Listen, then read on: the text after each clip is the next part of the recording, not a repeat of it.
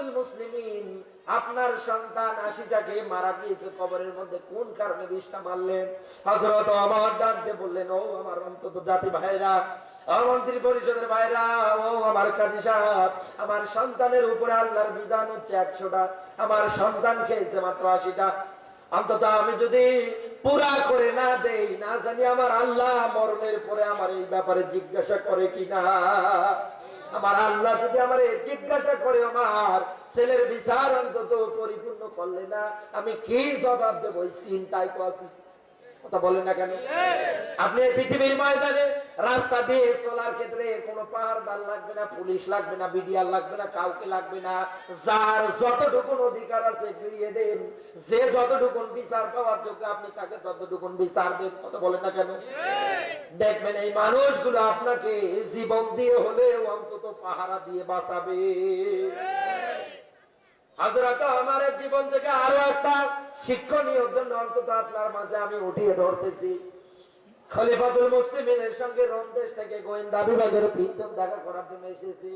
হযরত ওমর উট হারিয়ে গিয়েছে, এই জন্য তিনি খোঁজার জন্য কোন জায়গায় যেন বের হয়ে গিয়েছে হযরত ওমর মরুভূমির দিকে। গোয়েন্দা বিভাগের ৩ জন আসার পরে ডাক দিয়ে বলে, তোমাদের দেশের রাষ্ট্রনায়ক খলিফাতুল মুসলিমিন ওমর কোন জায়গায়? বলে, ওনার তো উট হারিয়ে গিয়েছে, এই জন্য খোঁজার জন্য মরুভূমির দিকে গিয়েছে। গোয়েন্দা বিভাগের ৩ জন আচার্য, পুলিশ বাহিনী, র্যাব বাহিনী সব থাকার পরে উট হারিয়েছে, নিজে খোঁজার জন্য গিয়েছে। আচার্য হওয়ার পরে ডাক দিয়ে বলে, কোন দিকে গিয়েছে? বলে, এইদিকে চলেন তো, আমাদের নিয়ে যান। যখন নিয়ে গিয়েছে, গিয়ে তাকিয়ে দেখে মরুভূমির বিশাল এক ময়দানে একটা গাছতলার মধ্যে উটটারে দড়ি দিয়ে বেঁধে হযরত ওমর রোদের মধ্যে ঘুমাচ্ছে। উপর থেকে লম্বা একটা আকৃতির সাপ হযরত ওমরকে হেলে দুলে ছায়া দিচ্ছে। আচার্য হওয়ার পরে ডাক দিয়ে বলে, আরে ওমর, আমাদের দেশের মধ্যে রাষ্ট্রনায়ক আছে, আমাদের দেশের মধ্যে অন্তত এরকম খলিফা আছে, তারা বের হলে পরে কত প্রেসিডেন্ট লাগে, কত কিছু লাগে, পুলিশ লাগে, বাহিনী লাগে, কত কিছু লাগে, একা বের হতে পারে না। ও আমার, আমাদের বুঝতে বাকি নেই, তুমি অবশ্যই জনগণের যার যতটুকু অধিকার তুমি পুরা করে দিয়েছো। দুনিয়ায় এইরকম করে করে আপনি অধিকার গুলো পুরা করে দেবেন, আপনাকে অন্তত পাহারা দেওয়া লাগবে না। বিশ্বনবীর মিশন, বিশ্বনবীর রাজনীতি ছিল এইটা। বিশ্বনবী আমার ন্যায় বিচার করে সবার মাঝে শান্তি ফিরিয়ে দিয়েছিলেন। এরপরে আল্লাহর নবীর ৪ নম্বরে পৃথিবীর ময়দানে ন্যায় বিচারের দিক দিয়ে আল্লাহর নবীর রাজনৈতিক দিকের পরে এরপরে যেটা পাওয়া যায় সেটাই হচ্ছে আল্লাহর নবী যোগ্য মানুষ দ্বারা রাষ্ট্র পরিচালনা করার আদেশ দিয়েছে। আল্লাহর নবী বিদায় হজ্জের ভাষণে যখন বললেন, আমি তোমাদের মাঝে 2টা জিনিস রেখে গেলাম, ১ নম্বরে আমার কিতাব, ২ নম্বরে আমার সুন্নাহ মুবারক। এই 2টা জিনিস যখন আঁকড়িয়ে ধরবা, কোনদিন তোমরা মার খাবা না। আমি নবী মরার পরে অন্তত তোমাদের মধ্যে যাদেরকে যোগ্য মনে করো তাদেরকে খেলাফতের দাসন দিয়ে দিবা। এই জায়গার মধ্যে একটা পয়েন্ট আছে, সূরা নিসার ৫৯ নম্বর আয়াত। কোন মানুষ যদি দুনিয়ার ময়দানে নেতা নির্বাচন করতে চায়, অবশ্যই দেখা লাগবে এই লোকটা আমার আল্লাহ এবং আমার আল্লাহর রাসূলকে মেনে চলে কিনা। আতিউল্লাহ ওয়া আতিউর রাসূল ওয়া উলিল আমরি মিনকুম। আতিউ শব্দটা ফেল ভাব ক্রিয়া, আমার আল্লাহর আগে আছে, রাসূলের আগে আছে, উলিল আমরের আগে নেই। কারণ আমার আল্লাহ ভালো করে জানে এমন এমন মানুষ বের হবে, নেতৃত্ব দেবে, যারা অন্তত দোয়া পর্যন্ত করতে পারে না, বলে জাহান্নামের ভালো জায়গায় জায়গা করে দাও। আমার বন্ধুরা, বিশ্ব নবী আমার এই জানিয়ে দিয়েছে এমন একটা সময় আসবে, এমন এমন মানুষ বের হবে, তোমরা যদি তাদের নেতৃত্ব না মেনে নাও তাহলে দুনিয়া থেকে তোমাদের বিদায় করে দেওয়ার পরিকল্পনা করবে। যদি তাদের মেনে নাও, অন্তত জমিনের ময়দানে অন্তত তোমাদের ঈমান জিনিস অন্তত থাকবে না। আজ বিশ্বের সাথে মিলিয়ে দেখেন, আমরা এমন এমন মানুষদের অন্তত রাষ্ট্রনায়ক হিসেবে বানিয়েছি যাদের মানতে গেলে আমাদের ঈমান পর্যন্ত থাকে না। এজন্য যোগ্য মানুষদেরকে আমাদের রাজনীতি করে বিশ্ব নবী যেটা করেছে এটা অন্তত হাতিয়ার হিসাবে নেওয়া লাগবে। সর্বশেষ বিশ্ব নবী আমার তামাম উম্মাহ তামাম জাতিকে রাজনৈতিক দিক দিয়ে আল্লাহর নবী যেটা করেছে, সবাইকে ধোঁকাবাজির প্রতারণার হাত থেকে আল্লাহর নবী হেফাজত করেছিলেন। আজ দুনিয়ার ময়দানে অন্তত আপনি আমি যদি অন্তত বিশ্ব নবী যে কায়দায় রাজনীতি করেছে ওই কায়দায় যদি রাজনীতি করতে পারতাম, বাংলার ময়দানটা মিনিমাম আমার আল্লাহর জান্নাত হয়ে যেত। কিন্তু আমরা পারি না, আমরা যার যেখানে বসে আছি ওই জায়গার মধ্যে দুর্নীতির আখড়া বানিয়েছি। আমার বন্ধুরা, কোরআনে কারীমের যে আয়াতটা তিলাওয়াত করেছিলাম সূরা ফাতির, এটা পাবেন আপনি 28 নম্বর আয়াত। আল্লাহ যে ব্যাখ্যাটা দিয়েছে, হে নবী আপনাকে সত্য বিধান দিয়ে জমিনের ময়দানে আমি পাঠিয়েছি, তামাম দুনিয়ার ধর্ম ও জীবন ব্যবস্থাগুলোকে পিছনে ফেলিয়ে ইসলামকে আপনি সবার উপরে জয় করবেন। হে নবী দুনিয়ার কেউ যদি সাক্ষী না দেয়, আমি আল্লাহই সাক্ষী। আল্লাহর কাছে দোয়া করে, আল্লাহ গো আমরা আর কোনো কিছু দেখতে চাই না, আমাদের সবার টার্গেট লক্ষ্য উদ্দেশ্য একটাই, আমরা এখন দেখতে চাই ইসলাম আর কোরআনের শাসন। সমাজটা চলুক কোরআন দিয়ে, ইসলাম দিয়ে, রাজনীতি হোক ইসলাম দিয়ে, কোরআন দিয়ে। আল্লাহ তুমি আমাদের সবার চাওয়া পাওয়া গুলো পুরা করে দাও, জোরে বলুন আমিন।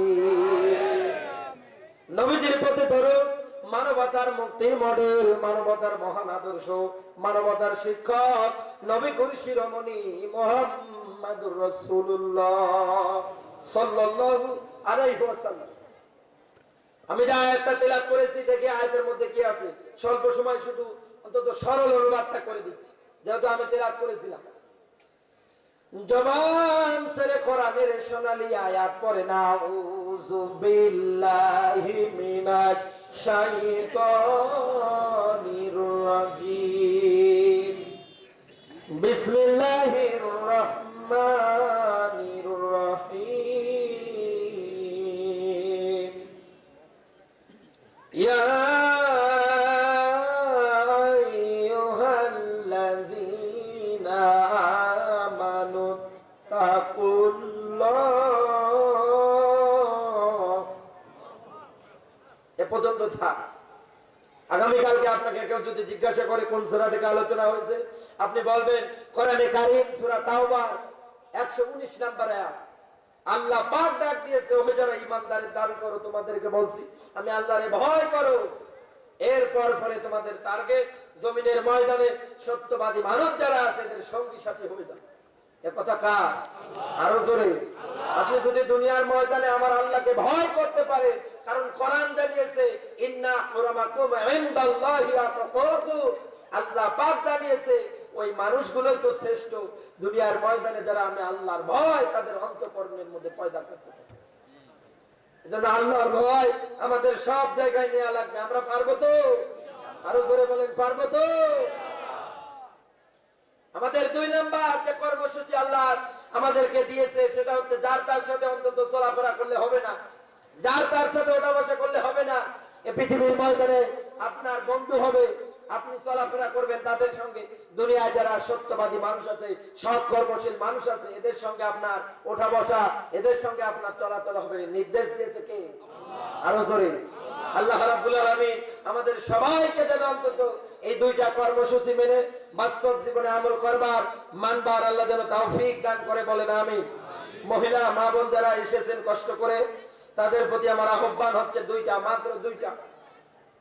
কারণ রাসূলুল্লাহ জানিয়েছে নারীরা সবচাইতে বেশি জাহান্নামে যাবে মাত্র 2 কারণে।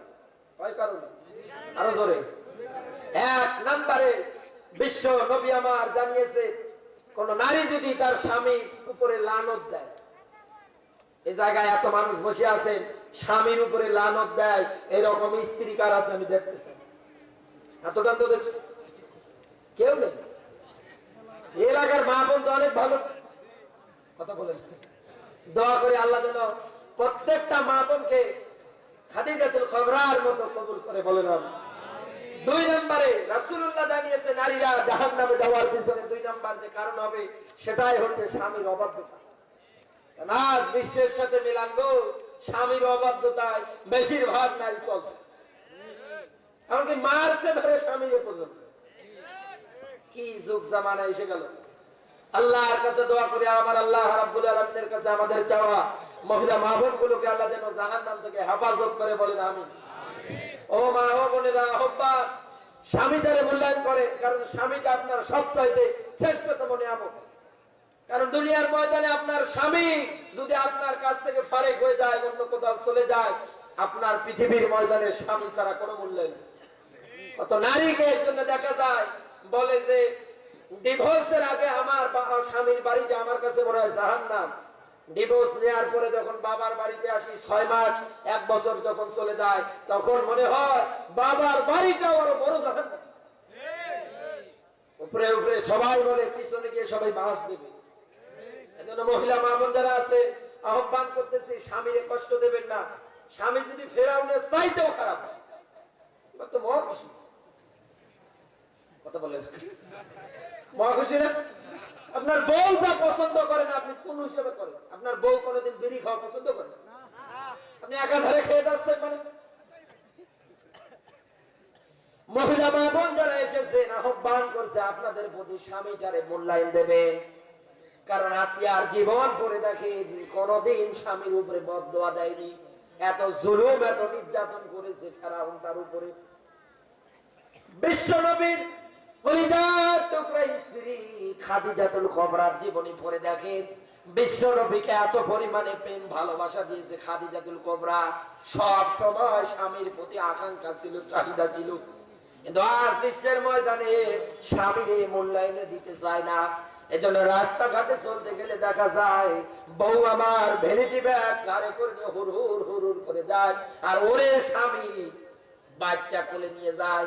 মনে হয় আগেরটা মিস্ত্রি, পরেরটা জোগাইলি। তাহলে ঠিক বললেও ঠিক, না বললেও। বিশ্ব নবীর স্ত্রী খাদিজাতুল কুবরার একটা মাত্র পয়েন্ট বলছি, যেহেতু আমার মা বোনগুলো কষ্ট করে এসেছে, বিশ্ব নবীকে এত পরিমাণে ভালোবাসতেন, আল্লাহর নবী দিনের দাওয়াত দেওয়ার জন্য দূর দূরান্ত চলে যেতেন। খাদিজাতুল কুবরা দরজার মধ্যে পিঠ লাগিয়ে লাগিয়ে দাঁড়িয়ে দাঁড়িয়ে ঘুমাতেন। বিশ্ব নবী যখন আসতেন দরজার মধ্যে করঘাত করতেন, সঙ্গে সঙ্গে দরজাটা খুলে দিত। নবীজি আমার ডাক দিয়ে বলতেন, খাদিজা তুমি কি ঘুমাও না? হযরতে খাদিজাতুল কুবরা ডাক দিয়ে বলে, স্বামী আমার দিনের দাওয়াত দেওয়ার জন্য আপনি দূর প্রান্তে চলে যান। আমি খাদিজা যদি অন্তত ঘুমিয়ে যাই আর আপনি যদি এসে বারবার ডাকাডাকি করেন, আপনার সঙ্গে বেয়াদবি হয়ে যাবে। আমার আল্লাহ কোনোদিন আমারে মাফ করবে না। ও মা বোন যারা এসেছেন, এই জায়গা থেকে শিক্ষা নিয়ে বাড়িতে যাবেন।